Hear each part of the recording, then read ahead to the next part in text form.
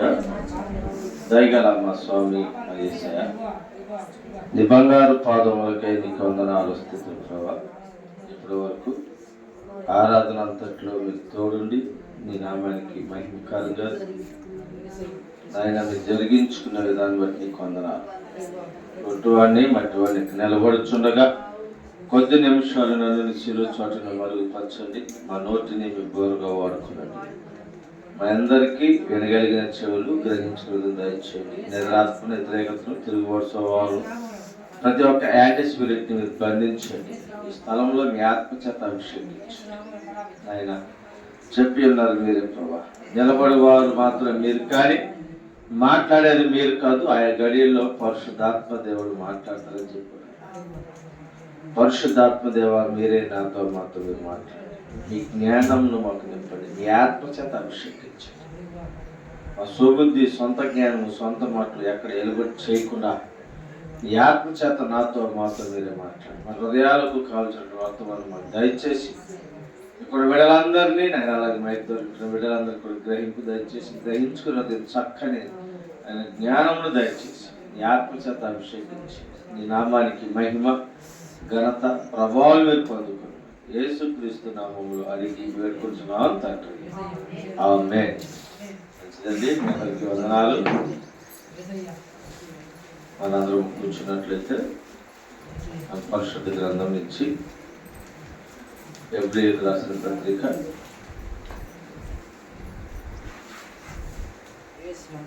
12వ అధ్యాయము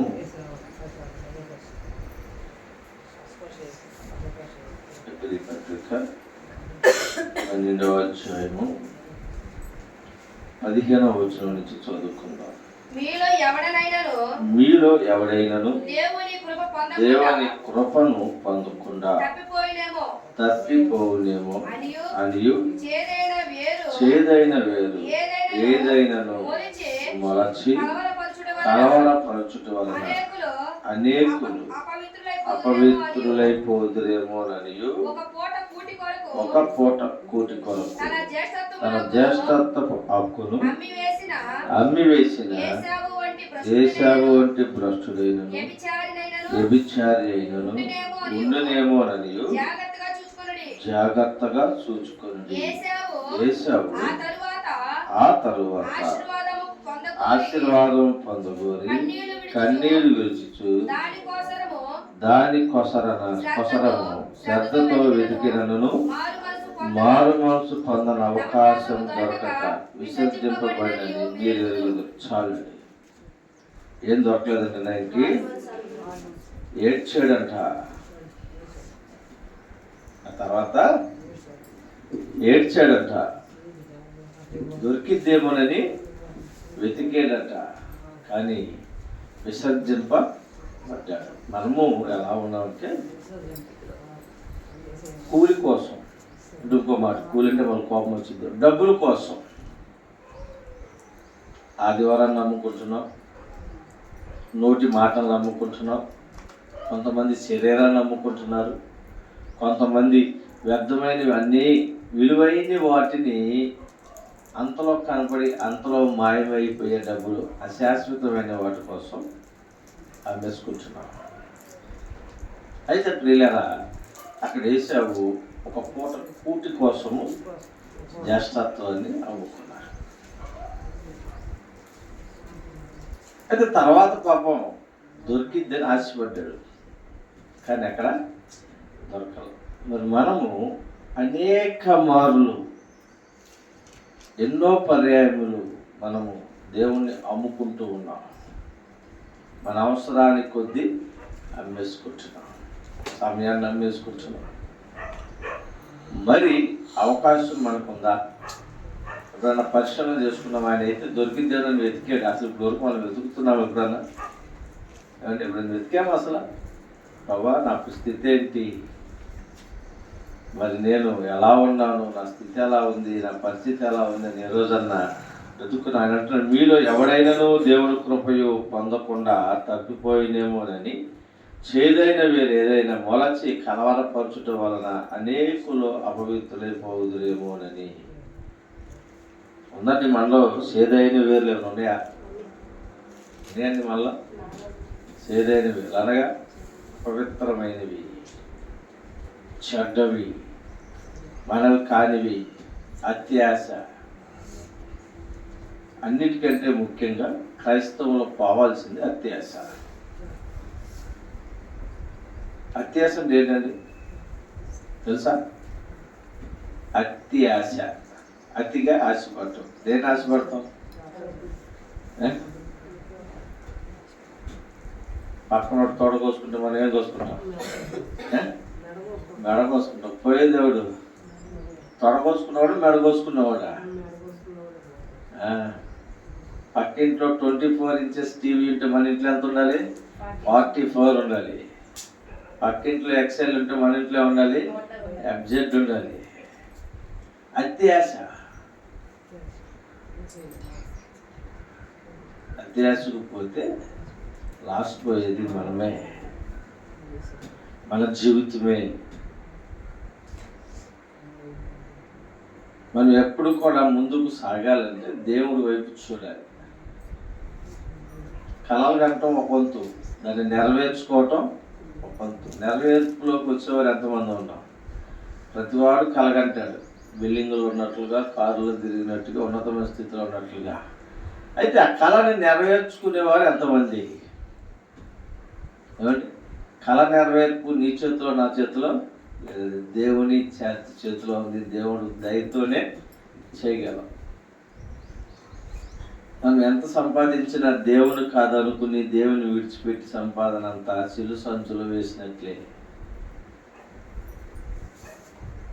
మనం దేవుడు కాదని దేవుడు సమయానికి ఇవ్వకుండా, ప్రార్థనకు రాకుండా, ప్రార్థన మానుకుని కష్టపడి ఎంతో శ్రమించి ఇంట్లో ఉన్న బాధలకి కష్టపడుతున్నాం. ఎంతమందికి ఎన్ని బాధలు తీరుతున్నాయి? దేవుని విడిచి సంపాదన ఎంత సంపాదించినా సంతోషం ఉందా అన్నది మనం గమనించుకోవాలి. మనలో చేదైన వీళ్ళు అనేకమైనవి ఉన్నవి. అవే ఆటంకపడుతున్నాయి దేవుడి సన్నిధికి. అన్నీ జరిగితే గబగబా ముందుంటాం, జరగనప్పుడు చిచ్చికే. ఏ అంటే మనసు బాల అంటే నేను రాలేను అని చెప్పలేక ఏం చెప్తాం? మనసు బాల, లేకపోతే పని ఉంది, ఈ 100 సాకులు చెప్తుంది దేవుడు చర్చి ఎగ్గొట్టడానికి. కానీ దేవుడు ఒక్కసారి మనల్ని విడిచిపెడితే ఏమైపోతాం ఆలోచించండి. నీకు కష్టం వస్తేనో బాధ వస్తేనో దేవుడి సన్నిధిలో పడి ఏడుస్తున్నామే. మరి ఎందుకు దేవుని విడిచిపెడుతున్నావు? ఆయన పాపం వెతుక్కున్నాడట, అమ్ముకున్నాడు, కానీ వెతుక్కున్నాడు, దొరకలా. దేవుడు ఏం చేశాడు? ఆయన్ని విడిచిపెట్టాడు, వదిలేశాడు. మరి నిన్ను నన్ను వదిలేస్తే మన పరిస్థితి ఏంటి? ఆయన అంటున్నాడు, ఫలించని ప్రతి చెట్టు మొదట గొడ్డలి పెట్టి ఉంచాడు. మనం ఫలింపు లేదు, సిగురింపు లేదు. ఆకులు కదా అంజూరపు చెట్టును చూసినట్టు అయితే అంజూర పండ్లు ఎప్పుడూ కాస్తాయట. అంజూర పండ్లు ఎప్పుడూ కాస్తాయంట. ఆకులుగానే వెళ్ళాడట, అక్కడేం లేవు. ఆకులైతే దట్టంగా ఉన్నాయి కానీ ఫలాలు లేవు. మరలా తిరిగి వచ్చినప్పుడు ఉందా ఆ చెట్టు? ఏమైపోయింది? తగలబడిపోయింది. కారణం ఏంటి? దేవుడికి ఫలించని ప్రతి చెట్టు అనడానికి నిదర్శనమే మనము చేస్తున్నాం. భక్తి పరులు అని చెప్పుకుంటున్నాం, భక్తి చేస్తున్నాం, ఉపవాసాలు ఉంటున్నాం, అన్నీ చేస్తున్నాం, కానీ విలువైన వాటిని చేయట్లేదు. ఇవ్వవలసిన ఆయన హృదయానికి, ఆయనకి మనం హృదయాన్ని ఇట్లేదు. పాపక్షమాపణ పొందుకోవట్లేదు, పాపాన్ని ఒప్పుకోవట్లేదు, అసూయ విడచట్లేదు, వ్యర్థమైన జీవితం విడిచిపెట్టట్లేదు. అవన్నీ మనలోనే ఉంటున్నాయి. ఆదివారం ఆరాధన మానం, బుధవారం ఉపవాస ప్రార్థన మానం, శనివారం మానం అన్నీ వచ్చేస్తాం, కానీ క్రియలు మాత్రము లేదు, మార్పు లేదు, మారు మనసు లేదు.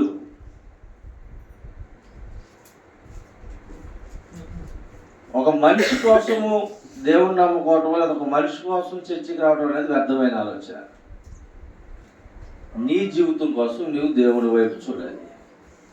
నా కుటుంబం వైపు కోసం, నా కుటుంబంలో సమస్యల కోసము, నా జీవితాన్ని మార్చుకోవడం కోసం నేను దేవుని దగ్గరికి వెళ్ళాలి. అంతేకాని ఎవరో కోసం ఏదో కోసం నేను మాత్రము దేవుడి వైపు చూడకూడదు. చాలా మంది ఎలా అయిపోయింది క్రైస్తవం అంటే, మీరు దేవుణ్ణి నమ్ముకోండి, యేసు ప్రభుని నమ్ముకోండి, మీ కష్టాలు తీరిపోతాయి, యేసు ప్రభుని నమ్ముకోండి, మీకు బాధలు తీరిపోతాయి, బాప్తిసం తీసుకోండి, మీకు చక్కగా అన్ని అనుకూలం అయిపోతాయి, మీకు అప్పులు ఉన్నాయా, యేసు ప్రభుని నమ్ముకోండి, అప్పులు తీర్చేస్తారు. చెప్పాడు మీకు దేవుడు అప్పులు తీరుస్తారండి అని. ఏమంటే చెప్పాడా? ఎవరికన్నా మీ అప్పులు తీరుతా నన్ను ఎమ్మడించని చెప్పాడా దేవుడు? మొదట నీకున్న బంధకాలు, నీకున్న సమస్యలు పోవాలంటే మొదట నీ హృదయంలో ఉన్న పాపాన్ని విడిచిపెట్టాలి.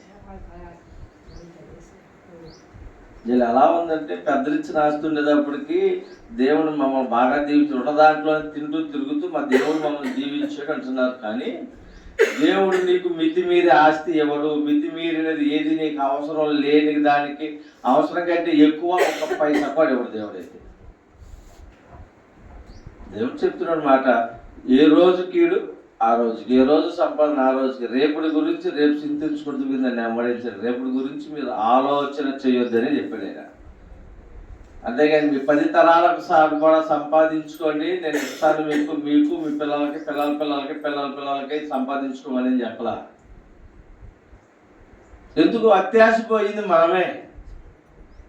ఆయన ఏ రోజుకి ఆ రోజు ఇస్తానంటే, ఆయన ఏమంటున్నారు, ఆకాశ పక్షుల కంటే నేను మిమ్మల్ని శ్రేష్టమైన వారుగా చేయలేదా, వాటిని పోషించిన వాడిని నేను మిమ్మల్ని పోషించనండి. ఆయన పోషిస్తాడు. అయితే మనమేం చేసాం? అత్యాశకు పోయాం. మనకు కావాల్సిన వాటికంటే విస్తారంగా పెట్టేసుకున్నాం. ఫస్ట్లో అంటే మా తాత వాళ్ళప్పుడు, లేక మా నాన్న వచ్చినప్పుడు 10 మంది ఉన్నా, 20 మంది ఉన్నా, ఎకరం ఉన్నా, 5 ఎకరాల పొలం ఉన్నా ఎన్ని ఉండేవి? 10 మంది పిల్లలు ఉండేవాళ్ళు అప్పుడు. ఒక్కొక్కరికి 10 మంది, 7, 8 మంది. ఎకరాలు ఉండే, 2 ఎకరాలు 3 ఎకరాల పొలము ఉండేది. మరి ఎన్ని ఇల్లు ఉండే ఎంతమందికి? ఎంత ఇల్లు ఉండేది? పెద్ద ఇల్లు ఉండేదా? చుట్టిల్లు ఉండేది. వాళ్ళు ఆ రోజున అలా ఉండబట్టి ఆశతో బతకకుండా ఉన్న వాటిని సద్వినియోగపరుచుకుంటూ వాటిని చూపెట్టుకుని మనం బ్రతకాలి, రేపటికి ఒక 10 పైసలు ఉంచుకోవాలి, అమ్ముకోవటం కాదు, ఉన్నదాన్ని భద్రపరచుకోవాలనే విధానంతో వారు ఆ రోజు బ్రతికారు. కాబట్టి ఈరోజు నీకు 1 ఎకరం, 2 ఎకరాలు, 3 ఎకరాలు నీ తాతలు ఇచ్చినాయని గొప్పగా చెప్పుకొచ్చున్నావు. ఇలా ఉంటున్నాయా? అన్ని ఎకరాలు, 10 ఎకరాలు ఉన్న ఒక ఎకరం ఉంటే చాలు, 3 పిల్లలు బిల్డింగ్లు ఉంటున్నాయి. ఇప్పుడు వాళ్ళ 3 బిల్డింగ్లు ఉంటాయి. అన్నింటిలో డబుల్ బెడ్రూమ్లు ఉంటాయి. ప్రతి బెడ్రూమ్కి టీవీ ఉంటుంది, ప్రతి బెడ్రూమ్కి ఏసీ ఉంటుంది. ఇవన్నీ ఎవరు కడతాడు? వచ్చి రేపు మీ తాత వచ్చి కడతాడు. వీటిని మన తాతలు వచ్చి కడతారు. వీటిని ఎవరు కడతారు? మరి అత్యాశకు పోయింది ఎవరు? మన జీవితాన్ని నాశనం చేసుకున్నది ఎవరు? మనము అప్పులు పోలేపడ్డ కారణం దేవుడా?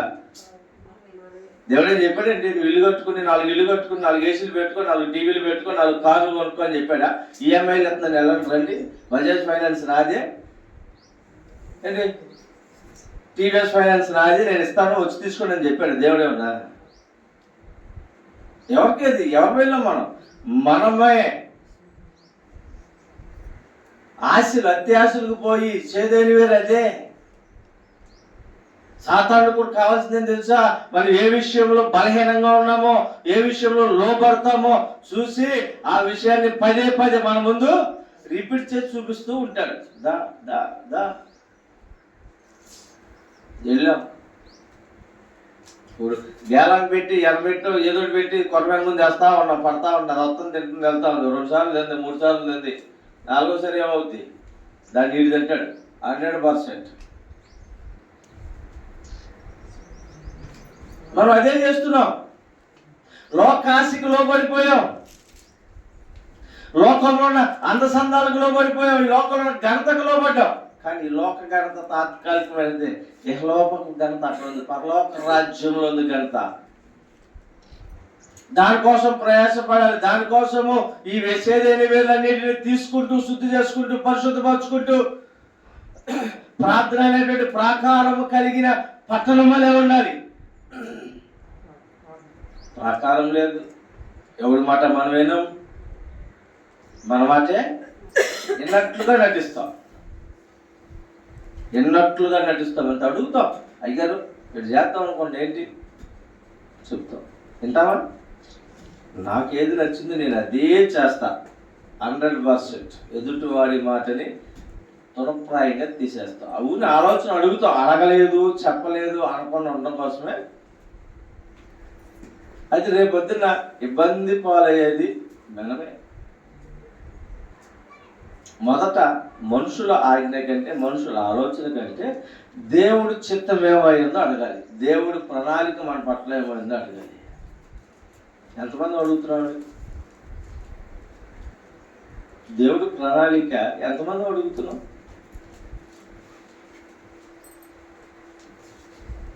మనం ఏ స్థితిలో ఉంటున్నాం? ఆ మేనమామ ఒక ఆయన పెళ్లి చేసుకోవటానికి దేవుని అడుగుతూ మొదలుపెట్టాడు. ఎక్కడో మారుమూల ఒక అమ్మాయిని చూపించాడు. ఆ కులం ఏంటి, గోత్రం ఏంటి, ఆస్తి ఏంటి ఏం మాట్లాడాలి. వెళ్ళారు, చూసుకొచ్చారు, దేవుడు చూపించాడు అమ్మాయి గారు. ఓకే, పెళ్లి చేసుకొని వచ్చారు. ఆ కులంతో పనిలేదు, మతంతో పనిలేదు. దేవుడు ప్రణాళికనే మనం అడగాలి. మనం చేస్తావా? మనం అసలు ఎప్పుడైనా అడుగుతున్నావా? నా స్థితి ఏంటయ్యా, మరి నేను ఎలా ఉంటున్నాను, మరి నేను చేసే పనులు నీకు ఇష్టమా? అది ఇష్టమో కాదో, ఆయన చేసే పనులు నచ్చుతూ నచ్చు అది మనకే తెలుసు. అసలు ఆయన అడగక్కర్లేదు. ఏంటి? ఎందుకంటే మనం చేసేవన్నీ ఆయనకి ఇష్టం లేని పనులే చేస్తాం, ఇష్టం ఉన్నట్లుగా చేస్తాం. ఇష్టం లేనట్లుగా ఉంటున్నాం, ఇష్టం ఉన్నట్లుగా ఉంటాం, కానీ మనం ఇష్టంగా చెయ్యం. ఆయన అంటున్నాడు, నా నామమును మీరు ఆ నలుగురిలో అవమానపరుస్తున్నారు, దోషణ పాలు చేస్తున్నారు అంటున్నాడు.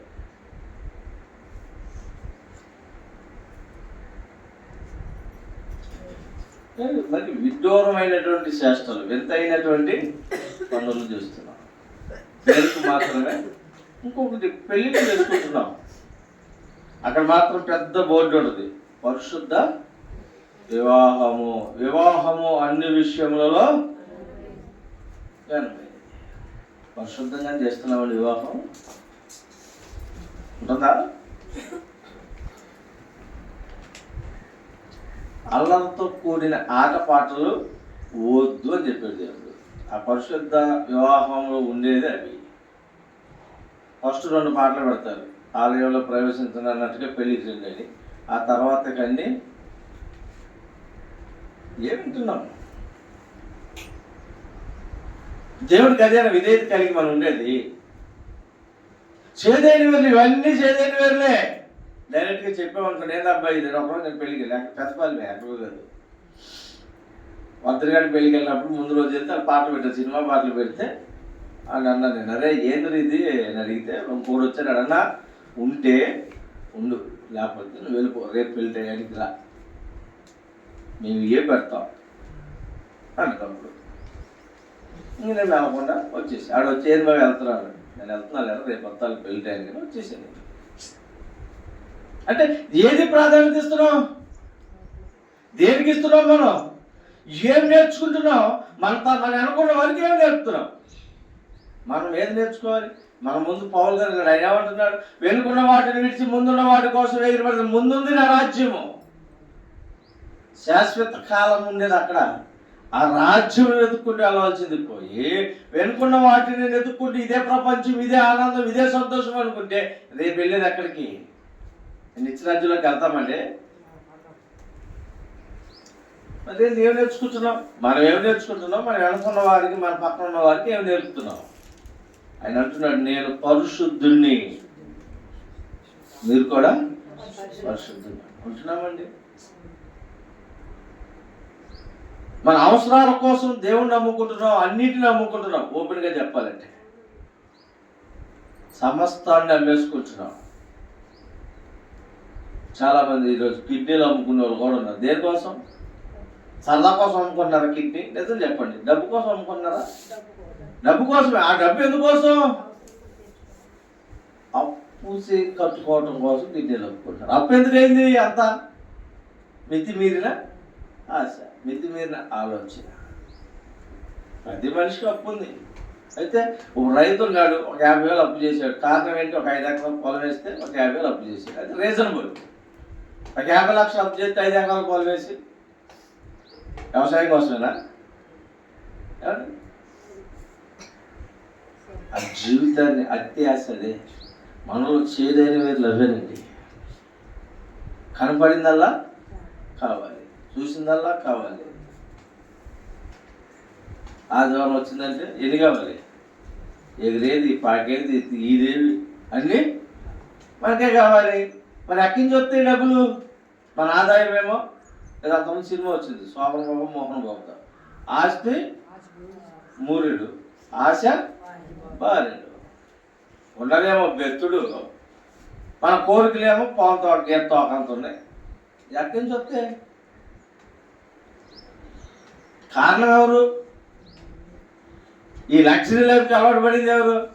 ఎవరు వచ్చి మన పనులు పెట్టుకుని బతులాడ ఇది తెచ్చుకు ఇది తెచ్చుకు ఇది తినని మన రుచులు కోరుకుంటుంది మనమే.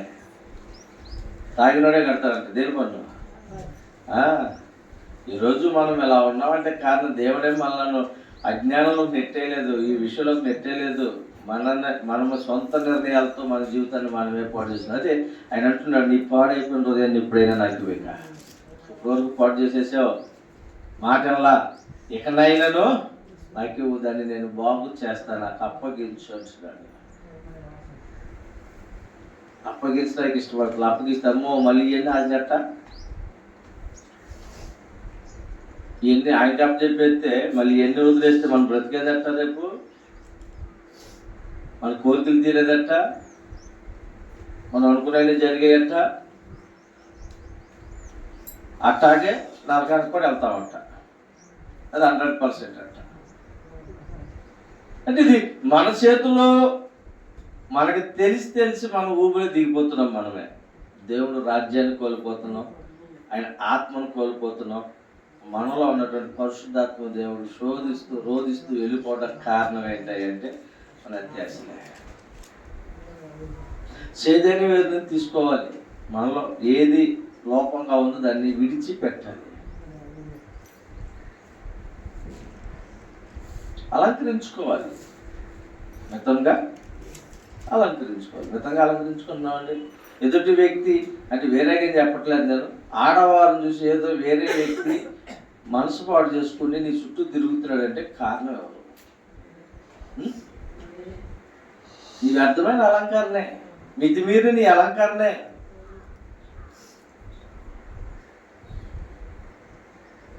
ఏం చేస్తున్నావు? ఏమి నేర్చుకుంటున్నావు? మన అలంకరణ మితంగా ఉండాలి. ఆయనేమో అలంకరించుకోమన్నాడు. దేన్ని? హృదయాన్ని అలంకరించుకోమన్నాడు ఆయన. పెళ్లి కుమారుడిగా నేను వస్తాను, వధు సంఘంతో నేను వస్తాను, మీరు హృదయాన్ని అలంకరించుకోమంటే మన హృదయాన్ని ఏమో బూజు పట్టినట్టుగా బూత్ బంగ్లాలా చేసి పైన మేకప్ వేసుకుని ఎదుటి వారిని ఆకర్షించి హృదయాన్ని పాడు చేసుకుంటున్నాం.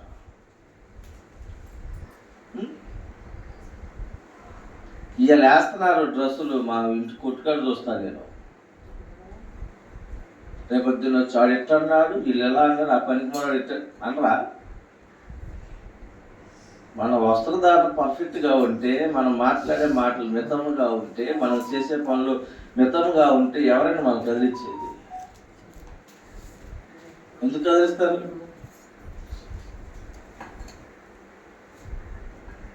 మన స్థితి సరిగా లేదు, మన ప్రవర్తన సరిగా లేదు, మన మాట సరిగా లేదు, మన చూపు సరిగా లేదు. వాడికి అవకాశం ఇచ్చాం మనం.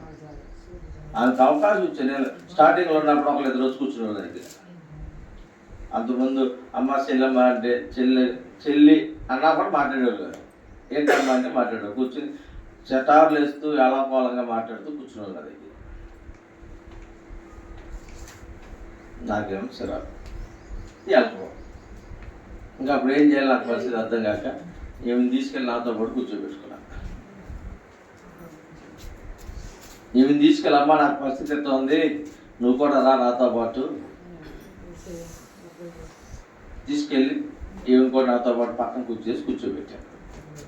టవల్స్ అనుకున్నప్పుడు కూర్చోబెట్టే రోజు వచ్చేస్తుంది. ఏం కూడా వాళ్ళు వచ్చి కూర్చుంటున్నారు, ఏ వచ్చి కూర్చుంటుంది. 4 రోజులు చూశారు, 5వ రోజున అన్నయ్య వెళ్ళి వస్తామని అన్నారు. ఏమన్నారు? అన్నయ్య వెళ్ళి వస్తాం. అప్పుడు వరకు ఎలా పొలాలు ఆడతా, గిల్లి గజ్జలు ఆడతా కూర్చున్నాను. నాకేమో కోపం వచ్చేస్తుండేది, నేనేం చేయలేని పరిస్థితి. అదే నేను కూడా వాళ్ళతో ఎలా పొలం ఆడతా కూర్చుంటాను. ఈరోజు ఎక్కడ ఉంటానా? ఈరోజు ఎక్కడ ఉంటానా? ఒక పనికి మాలిన వాడిని తిరిగి రోడ్లో చేదని వేరు లేకుండా ఉంటానా? మన స్థితి మనకు తెలుసు, మన పరిస్థితి మనకు తెలుసు. మళ్ళీ మనమే పరిశీలన చేసుకోవాలి. ఎవరో చేరెత్తి చూపించడం కంటే మన జీవితం మనం ఈ లోకానుసారంగా సమస్యలు 100 ఉంటాయండి. ఇవన్నీ అంతలో ఉండి అంతలో అది ఒక దిద్దుబాటుకి మనం పరిశీలన చేసుకోవటానికి, మనం దేవుడి వైపు నడవటానికి దేవుడు పెట్టిన ముళ్ళు అనుకోవచ్చు. అవే లేకపోతే మనం దేవుడి వైపు చూడం. అన్నీ దేవుడు సమకూర్చితే దేవుడి వైపు మనం చూడం. అందుకే దేవుడు మనం తప్పిపోకుండా ఉండటం కోసం శ్రమలు లోకానుసారంగా మాటలు కానివ్వండి, ఇబ్బందులు కానివ్వండి, అవన్నీ తాత్కాలికమైనవే, అవి శాశ్వతమైనవి కాదు. ఒక పూట ఆకలేసింది, తినలేదు, చచ్చిపోతావా? మనిషి తినకుండా 40 రోజులు బతుకుతాడు. అసలు నాకు నేను గ్యారెంటీ, దానికి గ్యారెంటీ అంటే ఏదో ఇది గ్యారెంటీ కానీ నేను ఉన్నాను కాబట్టి గ్యారెంటీ చెప్పగలను. మరి ఒక పూట కోసం అమ్మేసుకోవాల్సినంత అవసరం లేదు కదా. చాలామంది ఏం చెప్తారంటే, ఏంటమ్మా ఈ వృత్తిలో దిగిపెట్ట పిల్లల్ని బతికించుకోవటం కోసం. ఒళ్ళు అమ్ముకునే పిల్లల్ని బతికించాలా? కష్టపడితే పిల్లలు బతకరా? కష్టపడితే రోజుకు 200 తినుకుందాం. ఆ పిల్లలు వాళ్ళు తినడానికి సరిపోవా 200? ఏమండి, మనకున్న మనసుని మనం అక్కడ పెట్టుకుని పిల్లల్ని అడ్డం పెట్టుకుంటున్నాం అంతే. లోకాన్ని అడ్డం పెట్టుకుంటున్నాం, సమస్యని అడ్డం పెట్టుకుంటున్నాం. ఆ చేదని వేరు మనలో ఉంది, అది మనం కలవరపరుస్తుంది. మన అది చేస్తే ఎలా ఉంటుందని ఆశ మనలో ఉంది. ఆ ఆశని తీర్చుకున్నాం అంతే. వంక చెప్తాను స్వామి. ఎంత ఆగుబడి ఎంత తాగేటప్పుడు తెల్లారకు ముందు 4ంటికే తాగేసేవాడు. పొద్దున్న కాలం ఎందుకంటే నైటే తెచ్చుకొని దాచుకుంటా. పొద్దున్నే అడిగేవాడు ఎవడు, ఏది పొద్దున్నే? రాత్రి డబ్బులు వచ్చినాయి ఆటకి వెళ్తే. లేదు లేకపోతే మా ఎవరు తిట్టింది రాత్రి బాధగా ఉంది. ఏదో ఒక దేనికి అంటే తాగటానికి. సాకులు చెప్పుకొని బతుకుతున్నాం. మన ఆశలు తీర్చుకుంటానికి వంకలు ఎత్తుక్కుంటున్నాను తప్ప దేవుడు చూస్తున్నాడే, నేను చేసే పని తప్పే, రేపు నా తీర్పులో నేను నా కుటుంబము భ్రష్టులు అయిపోతామేమో, నరకానికి వెళ్ళిపోతామేమో, నా బిడ్డలు భ్రష్టులు అయిపోతారేమో, నా బిడ్డల మీదకి శాపం వస్తుందేమోనని భయమే లేదు. బిడ్డలు పెంచుతా సాకు చెబుతుంది కానీ బిడ్డల కోసం అసలు ఏమీ చేయదాన్ని.